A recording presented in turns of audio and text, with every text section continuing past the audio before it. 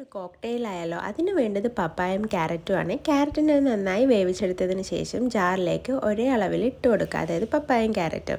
പിന്നെ അതിലേക്ക് വേണ്ടത് കട്ടിപ്പാലായിരുന്നു. പക്ഷേ കട്ടിപ്പാൽ ആവാനുള്ള ടൈം കൊടുക്കാത്തത് കാരണം ഫ്ലോപ്പായി. അതുകൊണ്ട് പാലും വെള്ളമാണ് ചേർത്ത് കൊടുത്തത്. പിന്നെ അതിലേക്ക് 1 table spoon ice cream, 2 table spoon ice cream ഒഴിച്ചതിന് ശേഷം നന്നായിട്ടൊന്ന് ഇളക്കുക.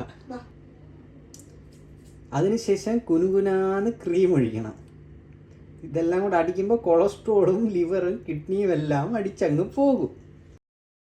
പിന്നെ മിക്സിയിലിട്ടൊന്ന് നന്നായിട്ട് അടിച്ചെടുക്കുക. പിന്നെ ലേശം പഞ്ചസാര ചേർക്കുക, ആവശ്യത്തിന് മതി. എന്നിട്ട് തന്നെ നമുക്കൊരു സെർവിങ് ഗ്ലാസ്സിലേക്ക് സെർവ് ചെയ്തെടുക്കാം. അപ്പം നമ്മുടെ ടേസ്റ്റി ആയിട്ടുള്ള പപ്പായ ക്യാരറ്റ് കോക്ടെയിൽ ഇവിടെ റെഡിയായി. അതിലേക്ക് നമുക്ക് കുറച്ച് കോൺഫ്ലെക്സ് ചേർക്കുമ്പോൾ നമ്മൾ യൂസ് ചെയ്യുന്നതിന് തൊട്ട് മുന്നായിട്ട് മാത്രമേ ചെയ്യാവൂ, അല്ലെങ്കിൽ അത് തണുത്ത് പന്നലായി പോകും. അപ്പോൾ ഒരു രസം കാണില്ല നമ്മൾ കഴിക്കുന്ന സമയത്ത് കടിക്കാൻ വേണ്ടിയിട്ട്. അപ്പോൾ പപ്പായ ഇഷ്ടപ്പെട്ട ഫ്രൂട്ട്സും കൂടി ആഡ് ചെയ്യുക. ആപ്പിളാണ് ഞാൻ യൂസ് ചെയ്തത്. പിന്നെ പിസ്തയോ നട്ട്സോ എന്താണെന്ന് വെച്ചാൽ ആഡ് ചെയ്യുക.